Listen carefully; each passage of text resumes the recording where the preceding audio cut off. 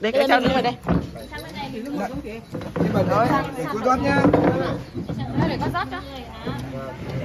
Nhưng mà chưa đến chia rượu kia đó. Uống rượu mời này đã. Đoàn văn nghệ của thị trấn Ba Bể. Cái gì thị trấn Ba Bể ở đây? Ba Bể. Bản Hồ Ba Bể. Bó lù. Bó lù Ba Bể. Bó lù nặng đấy. Cái nào cũng nặng cả, cái nào cũng là toàn là lấy mà. Chúc các cháu một sức khỏe nha. Các cháu nhá. Luôn cất cao là cất nhá.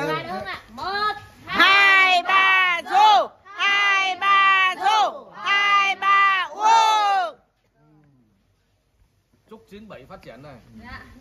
ít nữa là 20 ạ. 20 rồi, 20 nào nào. Rồi 20 mình lên nhá. 97 lên. 97 lên xuống 20. Rất cảm ơn cháu nhé. Câu đầu tiên làm chào rượu.